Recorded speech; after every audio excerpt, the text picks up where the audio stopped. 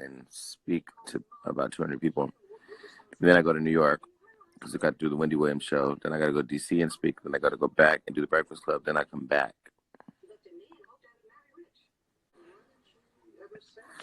Yes, Miss Newsworthy, it is on Amazon. Noelle, I tried to go live with you. All right.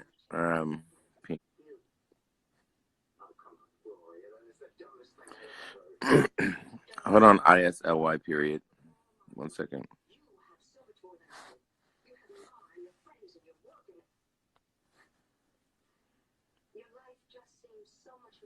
Thank you, Tiffany Robinson.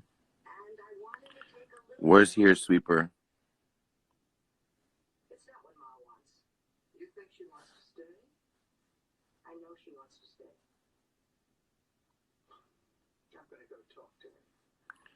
Rissa Doll, go live. Hello. Hi. So you read my book? Crazy right now, but You're fine. You read my book? yes, I have it like right here on my nightstand. Okay. I've been telling everybody about it at work. I work actually at Kaiser in Modesto. Oh. So everybody's like, "Oh my gosh, you got his book." They see it on my desk and everything, on my patients and everything. So tell me, what'd you think about it? It was so moving. Like, because I've been listening to your show and everything and all your podcasts, and I've heard you talk about some of these incidents, but to read them in your words was just so powerful and moving, and everything you went through. And it's just, you can tell it's all true and real. Nothing, like, your story never changed. It was just everything about your mom and your brothers. It was just very powerful. You know, I didn't have those experiences, but to read yours was just, I broke down, especially the chapter about Rodney. That just got to me. That was just, that my heart breaks for you, you know? And like, you see it on Love and Hip Hop and stuff, but it was just, reading the book was just so much more powerful than hearing you say it, you know? Mm-hmm. Yeah, so. Cardi always says, like, she's like, you always kind of joke about these things, but to read it in real, like to read the real feeling and emotion was very different. Yeah, that's what I'm saying. And then people think you have this like persona and personality on like Wildin' Out and Love and Hip Hop, and you know, because you're in the, you know, social media and all that. But I mean, that book is real. That book is like, it's so therapeutic, and I can only imagine how many people it's helped and how many souls that touched, because it touched mine, and I didn't even have those experiences. And it's just crazy because like I live in Modesto, so like I go to Stockton all the time and stuff, and just hearing you talk about it, it's just, it makes it more real because it's so close to home. Mm-hmm. So, and I didn't know that you went to school in Oakdale too. Yeah, Oakdale Junior High. Dang, that's so crazy. And you know, I was over SCIU, over Kaiser in Stockton. So when like this was back in 2005 to 2000. Wait, no, 2003. I think 2000. Wait, no, it was before that. Shit, I was there for 10 years. So it was from 2000 to 2009. Like right when the trusteeship happened and they took over the union and the union changed. Oh, because I started with Kaiser like straight out of high school in 2008. Like right when they opened the hospital in Modesto, that's when I started. Okay, so yeah, I left like a year after that. Oh, yeah, it's crazy now. It's a mess. Yeah, it's a different place now. It's crazy. Well, people good. If you can, just keep sharing my story with people. Like, I want to get the book out, you know?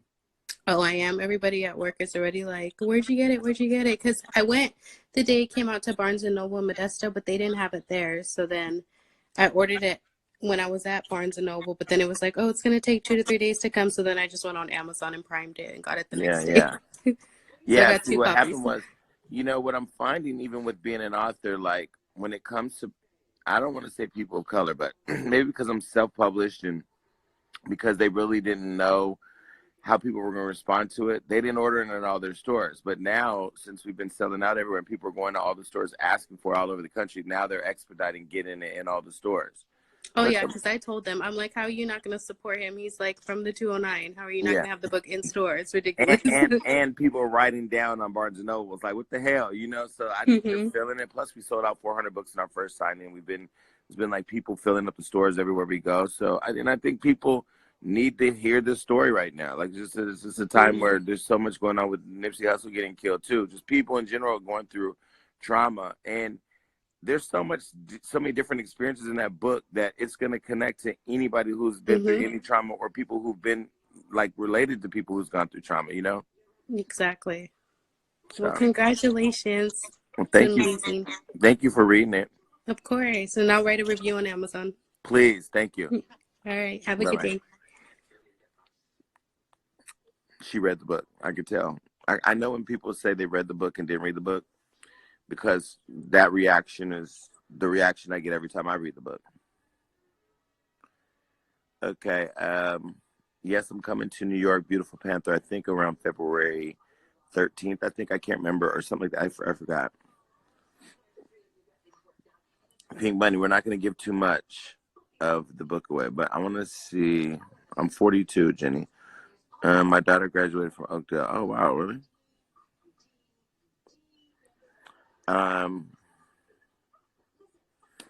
I saw Usher last night. Hold on, I need to get this book. You gotta be famous to write a book. Why does people let this happen? It's awful. Feeling sad now. Who else has read the book? Is there anybody else that's read the book? You can go live. I'm not going to the Grammys. My team's going to the Grammys. Yes, Lynn, you have to order it.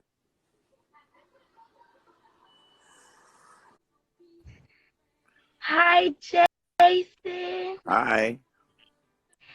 Okay, well, first of all, I'm going to be like Cardi B. I'm going to be real, and I'm going to be like so transparent right now. Like, I read your book.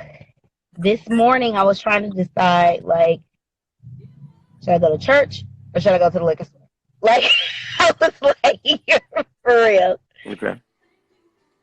I read your book, and it let me know that God has not forgotten me. I'm starting a book club, and you know, a lot of people are like, "Oh, look at what you done did in your life. Ain't nobody coming to your book club. Ain't nobody hearing, ain't nobody trying to hear what you gotta say." Da da da da da. But there are a key few people that will join me because everybody needs prayer. Everybody needs somebody to love on them. Mm-hmm. And like, and it was like I was trying to find something. And then I always be for the tea. So I was at Hollywood Unlocked, and I looked and I was like, okay, I'm gonna get his book. Mm-hmm. And I commend you for being so strong. Like, when you go through sexual abuse, when you go through people that reject you, that you want to love so much and you want to be close to. I go through that a lot because neither side of my family I can turn to. My mother's side of my family is not really my blood. They're my step family. Mm-hmm. There's a lot of abuse, a lot of dysfunction, a lot of things. So like you said, you have to cut off those people and do what's best for you. Mm-hmm. And the bravery that you experience in this book, the bravery, and like that's where I'm coming to. Like, okay, do I still cover those people and still make sure that their life is good, or do I tell my testimony and not give a fuck about what's going on in their life? And I just commend you for the power to not give a fuck. Like, you just didn't even care. Like, you said, you know what, I'm getting what God has for me, and I don't care about none of that. And I really didn't like. I know it's not my situation. It's not none of my business. But I commend you for doing what you have to do, despite the hurt that you experience for people not really supporting you, like, for people not supporting you, for people not coming into truth, for people not believing you when you told people what happened. And I'm going to give the book to my daughter so that she can read it, because like right now, like we're experiencing some type of friction between us, because she doesn't understand, like when you are abused, when you become a parent, it's hard to relate to your child. Absolutely. And so I believe that the book is going to help my daughter understand, and I'm going to give the book to my mother so that she can understand how I'm feeling, because I've tried to tell you how I feel. I tried to put it in layman's terms for you. I tried to spell it out for you, and time after time I just leave empty, because I feel like you should have cared about me more than that. But I just really commend you for being brave. And there are people watching you that are so motivated, and there are people that are reading this book that are so motivated, Well, thank because you. we don't know what else to do. We Right. don't know what else to do or where else to go. Right. And so that book, it provides us like a secret place. Mm-hmm. It provides us to let us know that even though we think like God don't care about us, so we gonna just do whatever we got to do to get through it. It's a reminder, especially when I got to the last pages and you were like, this is just a reminder that God has not forgotten about you. And sometimes when people go through so much pain, we really do believe that God has forgotten about us. Yeah. We really do believe that. Yeah. But he hasn't. And it's not a testament of not liking God or not loving God. It's just you feel forgotten. Yeah. Yeah. I feel real forgotten. Like, yeah, I look, what I'm saying, I look kind of rough today, but I need to take off these braids. These braids hanging off by a thread, honey. But, but it's like, okay, God ain't forgot about me. So I'm going to do what I need to do for myself. And I'm going to say, forget the rest. Because I saw that when you finally did that, when you stopped caring about the acceptance, and when you stopped caring about trying to mend those relationships, you had a better relationship with yourself. Yeah. And that really spoke to me. And so I'm going to be using this book to start the first book club. Like, and I even told my buddy the other day, if you ain't got the money to get the book, I've already read it. You can buy mine for half off. So, Exactly.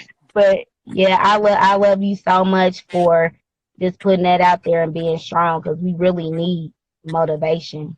Like we really, there's a percentage of people that really need that, and like everybody with a platform is not doing that. Right. They're not doing it. They're scared. Right. They're scared to really say, oh, this happened to me.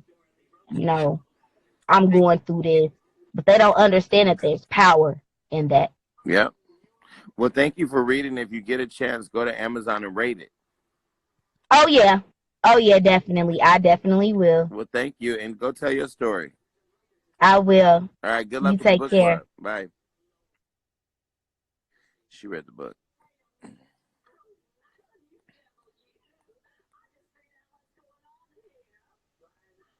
Hello. How are you? I can't hear you either.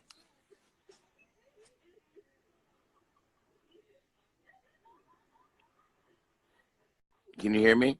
Okay. We'll have to do this request again. Hold on.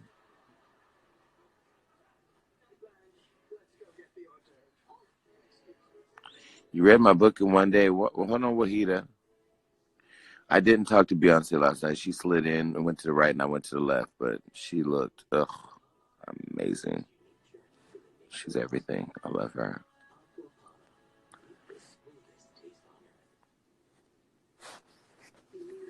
Hold on. Hold on, Wahida.